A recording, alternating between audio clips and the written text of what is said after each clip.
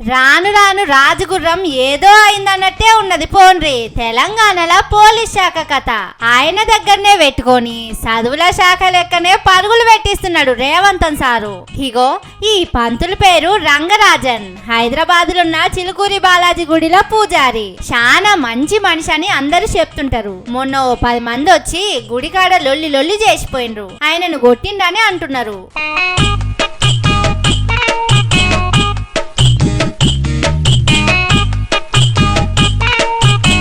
కానీ ఇంతమంది ఇట్లా నల్ల బట్టలు వేసుకొని ఆంధ్రకెళ్ళొచ్చి హైదరాబాద్ లో ఓ పెద్ద మనిషిని కొట్టిపోయినా కూడా మన పోలీసు వాళ్ళకు తెలియలే. మన ఇంటెలిజెన్స్ వాళ్ళ పనితనానికి రేవంతన్ సారును మెచ్చుకోవాల్సిందే.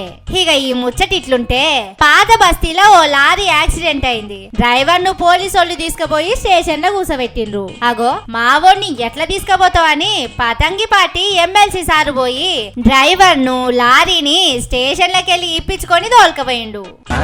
सर्कल का बड़े बड़े बातें कर रहे हो हमारे साथ रविंद्र साहब तुम्हें सुकून से सोते करते यार रात भर पीएस में बैठते करते तुम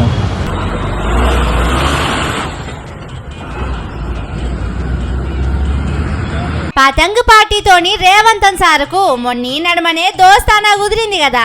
ఆళ్ళు దోస్తులు నడిమిట్ల పోతే మా కొలువులు పోతాయని పోలీసోళ్ళు అనుకున్నట్టున్నారు.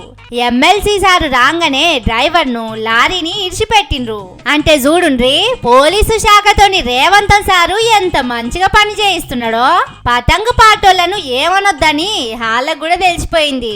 ఇది మంచిదే గాని సారు ఇట్లా ఎవరు పడితే వాళ్ళు తెలంగాణలకు వచ్చి పోలీస్ స్టేషన్ వచ్చి ఆగమాగం చేసిపోతా అంటే అప్పట్లో మీ కాంగ్రెస్ పాలనలో అయినట్టే ఇప్పుడు కూడా ఏదైనా గలిబిలి అయితే ఎవరు జిమ్మెదారి సారు?